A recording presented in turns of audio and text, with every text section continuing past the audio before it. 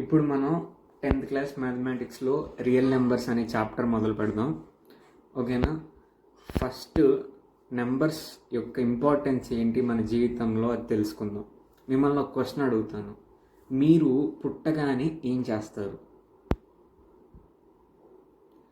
మీరు పుట్టగానే ఏడుస్తారు అని నాకు తెలుసు.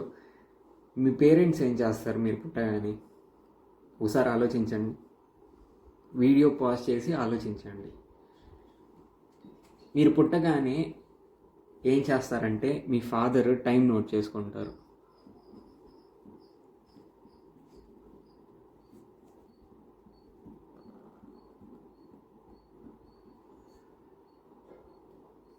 మా ఫాదర్ అయితే ఫస్ట్ టైం నోట్ చేసుకున్నారు.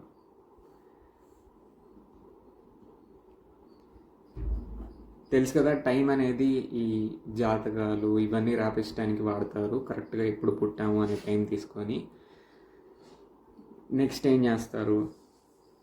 2 కళ్ళు ఉన్నాయా, 2 కళ్ళు పని చేస్తున్నాయా, చెవులు ఉన్నాయా, చేతులు ఉన్నాయా, కాళ్ళు ఉన్నాయా అంటే నెంబర్స్ లెక్కేసుకుంటూ ఉంటారు. 2 2 2 10 ఫింగర్స్ ఇట్లా అన్నీ ఉన్నాయని చూసుకుంటారు. ఓకేనా? అక్కడ నెంబర్స్ ఉన్నాయి. ఇలా మన లైఫ్ అనేది నెంబర్స్తో మొదలయ్యి ఎండింగ్ వరకు మనతో ఎవ్రీడే మనం నెంబర్స్ని వాడుతూ ఉంటాం. నెంబర్స్ యొక్క ఇంపార్టెన్స్ని ఇంకా బాగా చెప్పాలంటే ఏం చెప్పొచ్చు అంటే, అస్సలు చదువురాని వాళ్ళు, కొంతమందికి గ్రాండ్ పేరెంట్స్ ఉంటారు కదా, అస్సలు చదువురాని వాళ్ళు స్కూల్కి వెళ్ళి ఏం నేర్చుకోలేదు, కానీ వాళ్ళకి నెంబర్స్ తెలుసు.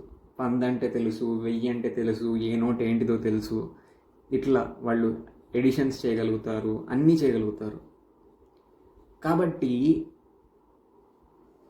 నెంబర్స్ అనేది one of the most important part of life. Money అనేది one of the most important part of life. ఆ మనీనే నెంబర్స్లో ఉంది. కాబట్టి నెంబర్స్ అనేది one of the most important parts of life. ఓకేనా? నెంబర్స్ లేకుండా లైఫ్ లేదు అని చెప్పవచ్చు. అంటే లైఫ్లో చాలా వాటిలో మనం నెంబర్స్ అనేది వాడతాం. ఇప్పుడు సింపుల్గా స్టార్ట్ చేయడానికి, ఇందాక వీడియోలో మనం ఇంట్రడక్షన్ వాటికి చూసాం, న్యాచురల్ నెంబర్స్, హోల్ నెంబర్స్ ఇవన్నీ చూసాం. ఇప్పుడు ఒక చిన్న పజిల్ ఆడుకుందాం. ఓకేనా? పజిల్ అంతే, ఆడుకుందాం. తినొద్దు, ఏం చేయొద్దు, జస్ట్ ఆడుకుందాం సింపుల్గా. పజిల్ ఏంటి అంటే, ఇప్పుడు ఈ పజిల్ని సాల్వ్ చేద్దాం. ఈ పజిల్ని సాల్వ్ చేసిన తర్వాత చాలామంది అనుకుంటారు కదా, నేను అంత తెలివైన వాళ్ళని కాదు, పజిల్ సాల్వ్ చేయలేను అని. అట్లాంటి వాళ్ళకి అర్థమవుతుంది, మ్యాథమెటిక్స్ని వాడితే కొన్ని పజిల్స్ని మనం ఎంత సింపుల్గా సాల్వ్ చేయొచ్చో అర్థమవుతుంది. కాబట్టి ఈ పజిల్ని చూద్దాం. ఈ పజిల్ ఏంటి అంటే, మీ టెక్స్ట్ బుక్లో ఇచ్చిందే, in a garden of flowers. ఒక గార్డెన్లో కొన్ని ఫ్లవర్స్ ఉన్నాయంట. A swarm of bees are sitting in equal numbers. Swarm అంటే ఏంటి అంటే, గ్రూప్ ఆఫ్ అంటే చాలా బీస్ ఉంటే దాన్ని స్వామ్ అంటారు. బీస్ అంటే తెలుసు కదా, తేనెటీగలు. A swarm of bees are sitting in equal numbers.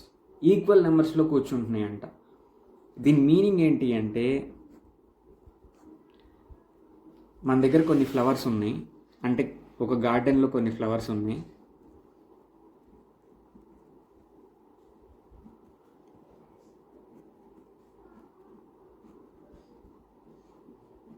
ఇది మన దగ్గర ఉన్న గార్డెన్ అనుకోండి. ఇప్పుడు కొన్ని బీస్ వచ్చి ఈ గార్డెన్లో కూర్చుంటున్నాయంట. కూర్చునేటప్పుడు ఎట్లా కూర్చుంటున్నాయి? ఈక్వల్ నెంబర్స్లో కూర్చుంటున్నాయి. ఓకేనా? అంటే మీనింగ్ ఏంటి అంటే, ఒక ఫ్లవర్ మీద కనుక 2 బీస్ కూర్చుంటే ఇంకో ఫ్లవర్ మీద 2 బీసే కూర్చుంటున్నాయి.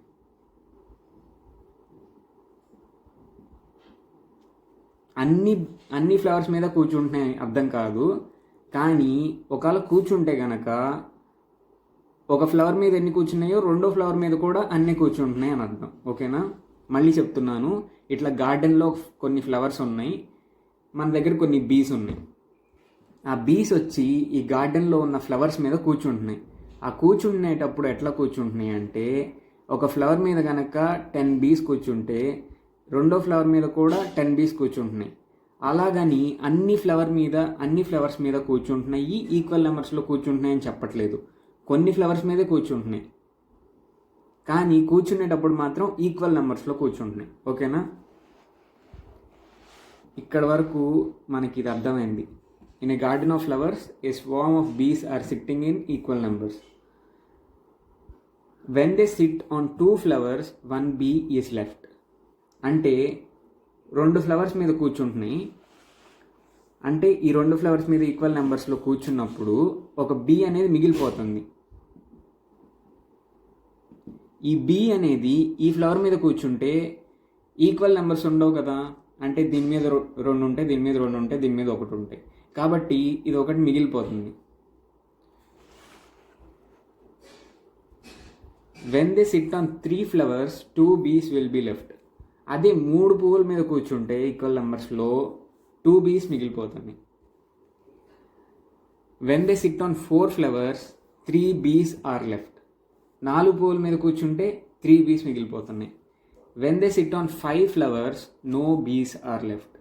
5 flowers మీద కూర్చుంటే మాత్రం ఏ ఒక్క బీ కూడా మిగలట్లేదు సపరేట్గా. ఓకేనా? There are at most 50 bees. అంటే మ్యాక్సిమం 50 bees ఉంటాయి, అంతకంటే ఎక్కువ ఉండవు. ఓకేనా? మన క్వశ్చన్ ఏంటి అంటే ఈ గుంపులో ఎన్ని బీస్ ఉన్నాయి, ఈ స్వామ్లో ఎన్ని బీస్ ఉన్నాయో కనుక్కోవాలి. ఓకేనా? ఇది నాకైతే ఫస్ట్ నేను చూసినప్పుడు చాలా కష్టంగా అనిపించింది, కానీ మ్యాథమెటిక్స్ ఇంత కష్టమైన పజిల్ని కూడా ఎంత సింపుల్గా మారుస్తుందో చూద్దాం. ఇప్పుడు ఫస్ట్ ఇది తీసుకుందాం. When they sit on 2 flowers 1, సరే కింద నుంచి వద్దాం. There are at most 50 bees. మనకి నెంబర్ ఆఫ్ బీస్ ఎంతో తెలీదు కాబట్టి ఎక్స్ అనుకుందాం. నెంబర్ ఆఫ్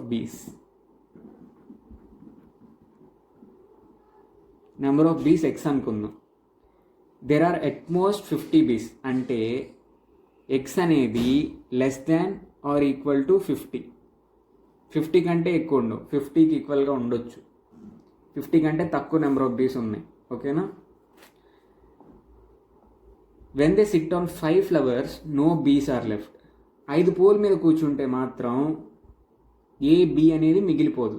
దీన్ని బట్టి మనం ఏం అర్థం చేసుకోవచ్చు అంటే మన దగ్గర ఉన్న గ్రూప్ ఆఫ్ బీస్ని 5 parts లాగా డివైడ్ చేసినప్పుడు ఇంకా రిమైండర్ ఏం మనకు రాదు. అర్థమైందా? మీకు ఆల్రెడీ తెలుసు కదా, dividend is equal to divisor into quotient plus remainder.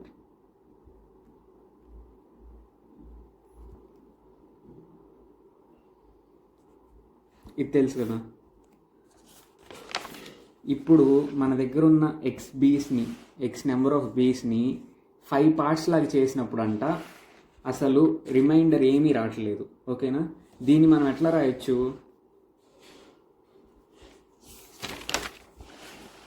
ఇక్కడే రాద్దాం. X is equal to 5 into some number A plus 0.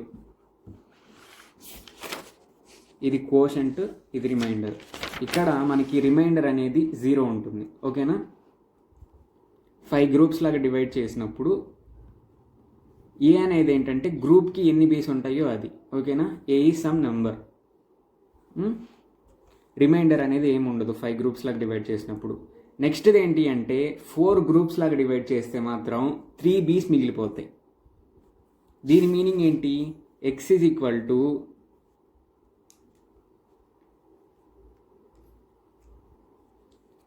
4b plus 3. 4 groups లాగా డివైడ్ చేసాము, అప్పుడు గ్రూప్లో బి అనే నెంబర్ ఆఫ్ బీస్ ఉంటాయి. ఓకేనా? 4 groups లాగా డివైడ్ చేస్తే బి అనే నెంబర్ ఆఫ్ బీస్ ఉంటే 3 అనే రిమైండర్ వస్తుంది మనకి. ఓకేనా? నెక్స్ట్ది ఏంటి అంటే when they sit on 3 flowers 2 bees are left. 3 flowers మీద కూర్చుంటే 2 bees మిగిలిపోతున్నాయి. అంటే x is equal to 3c plus 2. 3 groups లాగా డివైడ్ చేస్తే ఒక్కొక్క గ్రూప్లో సి నెంబర్ ఆఫ్ బీస్ ఉంటాయి, 2 అనే రిమైండర్ 2 బీస్ మిగిలిపోతాయి. ఓకేనా. నెక్స్ట్ది ఏంటి అంటే when they sit on 2 flowers 1 bee will be left. దీన్ని మనం x is equal to 2d plus 1 అని రాసుకోవచ్చు.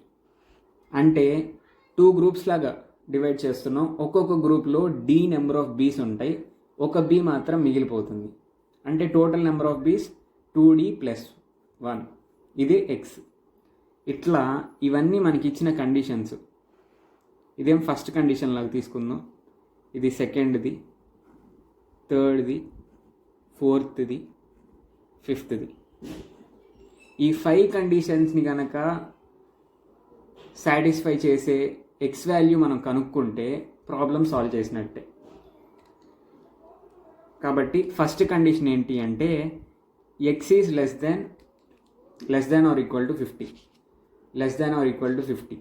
నెక్స్ట్ కండిషన్ ఏంటి అంటే x is equal to 5a plus 0 అన్నారు. అంటే x ఈజ్ ఈక్వల్ టు 5aనే కదా. x is equal to 5a plus 0. This implies x is equal to 5a. అంటే x అనేది 5 యొక్క మల్టిపుల్ అయి ఉండాలి. ఓకేనా.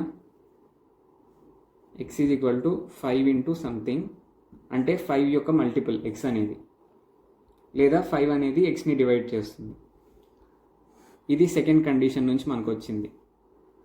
5 డివైడ్స్ x.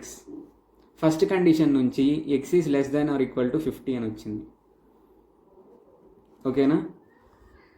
కాబట్టి 50 కంటే తక్కువ ఉండే నెంబర్స్ 5తో డివైడ్ అయ్యే నెంబర్స్ ఏంటియో మనం చూద్దాం. ఫస్ట్ది 5, సెకండ్ది 10, 15, 20, 25, 30, 35, 40, 45, 50. ఇవన్నీ ఈ నెంబర్స్ అన్నీ ఈ 2 కండిషన్స్ని సాటిస్ఫై చేస్తుంది. ఓకేనా. ఇప్పుడు థర్డ్ కండిషన్ ఏంటో చూద్దాం. థర్డ్ కండిషన్ ఏంటి అంటే x is equal to 4b plus 3.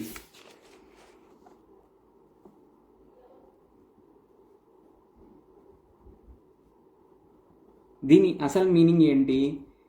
ఈ x అనే నెంబర్ని, నెంబర్ ఆఫ్ బీస్ని 4తో డివైడ్ చేస్తే, అంటే 4 గ్రూప్స్ లాగా డివైడ్ చేస్తే 3 అనే రిమైండర్ మిగిలిపోతుంది. ఓకేనా. ఇప్పుడు ఈ నెంబర్స్లో 4తో డివైడ్ చేసినప్పుడు 3 అనే రిమైండర్ వచ్చే నెంబర్స్ ఏంటియో మనం కనుక్కోవాలి. ఓకేనా. అవన్నీ మొత్తం చూడాలి మనం.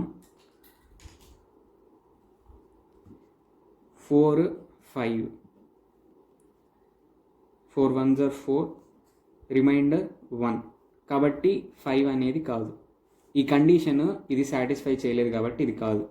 నెక్స్ట్ది 10, 4, 10, 4 2s are 8, 2 రిమైండర్. కాబట్టి ఇది కూడా కాదు, నెంబర్ ఆఫ్ బీస్ ఇది కాదు. నెక్స్ట్ది 15, 4, 15, 3 4s are 12, రిమైండర్ 3. కాబట్టి ఇది సాటిస్ఫై చేసింది ఈ కండిషన్ని, కాబట్టి ఛాన్స్ ఉంది దీనికి ఇంకా.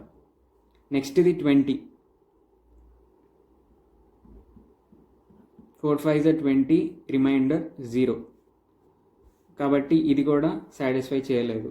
నెక్స్ట్ది 4 25,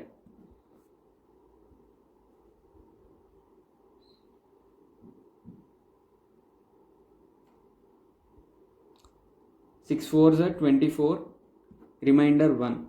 ఓకేనా.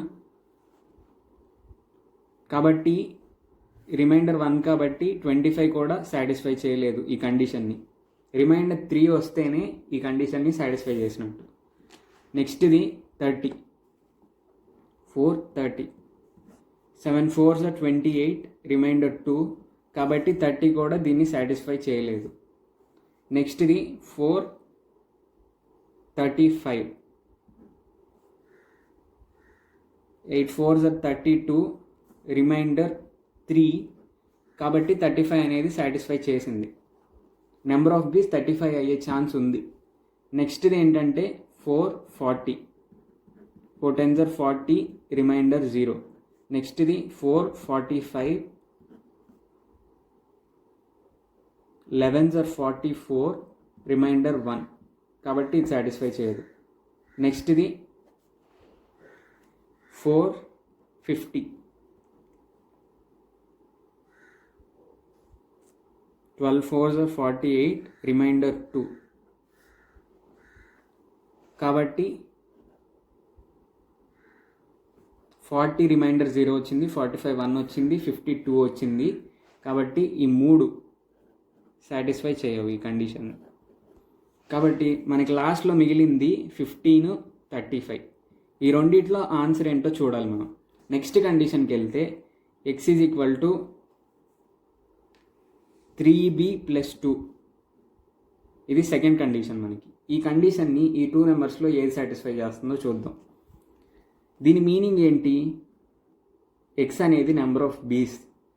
నెంబర్ ఆఫ్ బీస్ని మనం 3 గ్రూప్స్ లాగా డివైడ్ చేస్తే ఒక్కొక్క గ్రూప్లో బి నెంబర్ ఆఫ్ బీస్ ఉన్నాయి, రిమైండర్ అనేది 2, అంటే 2 బీస్ సపరేట్గా మిగిలిపోయినాయి. మన దగ్గర ఉన్న బీస్ అన్నిటిని 3 గ్రూప్స్ లాగా డివైడ్ చేస్తే 2 బీస్ సపరేట్గా మిగిలిపోయినాయి. అంటే మనం ఈ 2 నెంబర్స్లో నెంబర్ని మనం 3తో డివైడ్ చేసినప్పుడు 2 అనే రిమైండర్ దేనికి వస్తుందో అది మన ఆన్సర్. ఓకేనా? 15ని మనం 3తో డివైడ్ చేస్తే 3 5s ఆర్ 15, రిమైండర్ 0, కాబట్టి 15 అనేది ఈ కండిషన్ని సాటిస్ఫై చేయదు. ఫైనల్గా మనకి మిగిలింది 35, కాబట్టి ఇదే ఆన్సర్. కానీ మనం మిగతా కండిషన్స్ కూడా సాటిస్ఫై చేస్తుందా లేదో చూద్దాం. ఇది 4th కండిషన్. 35ని మనం 3తో డివైడ్ చేస్తే 3 11s ఆర్ 33, రిమైండర్ 2 ఉండిద్ది. కాబట్టి ఈ కండిషన్ని 35 కూడా సాటిస్ఫై చేస్తుంది. 35 సాటిస్ఫై చేస్తుంది. నెక్స్ట్ మన దగ్గర ఉన్న కండిషన్ ఏంటి? x is equal to 2b + 1. 2 groups లాగా డివైడ్ చేసినప్పుడు 1b లెఫ్ట్ అవుతుంది అన్నారు. ఇది 5th కండిషన్. ఇది కూడా 35 అనేది సాటిస్ఫై చేస్తే 35 మన ఆన్సర్ అని మనం చెప్పేయచ్చు. 2తో డివైడ్ చేసే 35ని 17 2s 34, రిమైండర్ 1, కాబట్టి రిమైండర్ 1 వచ్చింది. కాబట్టి 35 అనేది టోటల్ అన్ని conditions, first condition, second condition, third condition, 4th condition and 5th condition, ఈ అన్ని కండిషన్స్ని సాటిస్ఫై చేస్తుంది. కాబట్టి దేర్ఫోర్ నెంబర్ ఆఫ్ బీస్